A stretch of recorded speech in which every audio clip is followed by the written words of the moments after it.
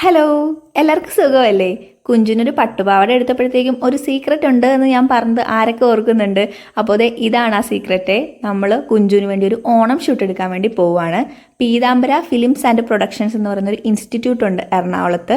അപ്പോൾ അവിടെ ഞാനൊരു പാക്കേജ് എടുത്തിട്ടുണ്ട് കേട്ടോ. അപ്പോൾ കുഞ്ഞുങ്ങളെ മോഡലിങ്ങിന് വേണ്ടി അവർ പ്രാക്ടീസ് ചെയ്യിക്കും, പിന്നെ ഫാഷൻ ഷോസ് കൊടുക്കും. അങ്ങനെയുള്ളിടത്ത് ഒരു അങ്ങനെ ചെയ്യിക്കുന്ന ഒരു ഇൻസ്റ്റിറ്റ്യൂട്ടാണിത്. അപ്പോൾ അങ്ങനെ നമ്മൾ വെയിറ്റ് ചെയ്ത് കുഞ്ചുവിനെ വിളിച്ചു കേട്ടോ. അപ്പോൾ അവൾ ട്രഡീഷണൽ ഷൂട്ട് ആയതുകൊണ്ട് തന്നെ അവർ ആ ഒരു ട്രഡീഷണൽ ലുക്കിലാണ് മേക്കപ്പ് ചെയ്തത്. കുഞ്ചുവിന് മേക്കപ്പ് ചെയ്യാൻ ഭയങ്കര ഇഷ്ടമാണ് കേട്ടോ. കൂടുതലും ലിപ്സ്റ്റിക്കിനോടാണ് താല്പര്യമേ. അപ്പോൾ അങ്ങനെ ആദ്യം ഒക്കെ അവൾക്കൊരു ഷൈ ആയിരിക്കും ഇങ്ങനെ പോസ് ചെയ്യാൻ വേണ്ടി. അത് കഴിഞ്ഞാൽ പിന്നെ അവൾ തകർക്കും കേട്ടോ. കണ്ണാടിയൊക്കെ മാറ്റി ഒരുങ്ങിക്കഴിഞ്ഞാൽ കുഞ്ചു പിന്നെ വേറെ ലെവലാണേ. എനിക്കാണെന്നുണ്ടെങ്കിൽ ഇങ്ങനെ പണ്ട് തൊട്ടേ ഒരു ആഗ്രഹം ഉണ്ടായിരുന്നു, ഇങ്ങനെ സ്ക്രീനിൻ്റെ മുന്നിലൊക്കെ നിന്ന് ഒന്ന് പോസ് ചെയ്യണം അങ്ങനെയൊക്കെ. അപ്പോൾ എനിക്ക് നടക്കാത്തത് കൊണ്ട് ഞാൻ കുഞ്ചുവിനെ അതിലേക്ക് ഇൻവോൾവ് ആക്കുവാണേ. അപ്പോൾ എറണാകുളത്ത് വന്നു കഴിഞ്ഞാൽ പിന്നെ ബ്രോഡ്വേ നിരക്കാതെ നമ്മൾ പോവാറില്ല. എന്തെങ്കിലുമൊക്കെ ചീപ്പ് റേറ്റിൽ ഷോപ്പ് ചെയ്യാൻ പറ്റുന്ന ഒരു ഇടമാണല്ലോ ബ്രോഡ്വേ എന്ന് പറയുമ്പോൾ. അപ്പോൾ എനിക്ക് ഒരു ബാഗ് വാങ്ങുന്നത് ഈ ബ്ലാക്ക് കളറുള്ള ബാഗാണ് ഞാൻ എടുത്തത്. പിന്നെ ഈ ഒരു സ്ലിംഗ് ബാഗും എടുത്തു. പിന്നെ കുഞ്ചുവിനും എനിക്കും വീട്ടിലിടാൻ വേണ്ടിയിട്ട് കുറച്ച് ഡ്രസ്സസ് എടുത്തു. പിന്നെ വീട് ക്ലീൻ ചെയ്യാൻ വേണ്ടിയിട്ടുള്ള ഐറ്റംസ്.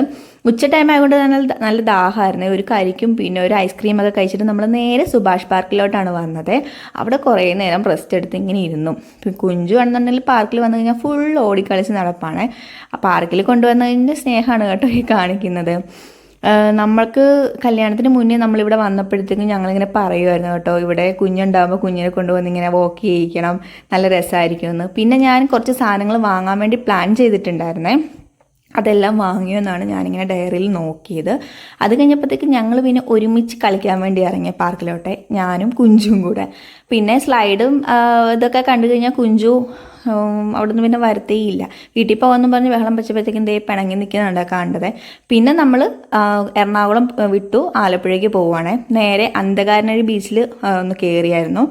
ഒരു വൈകുന്നേര സമയം കൊണ്ട് തന്നെ ചായ കുടിച്ചു. നല്ല തലവേദന ഉണ്ടായിരുന്നേ.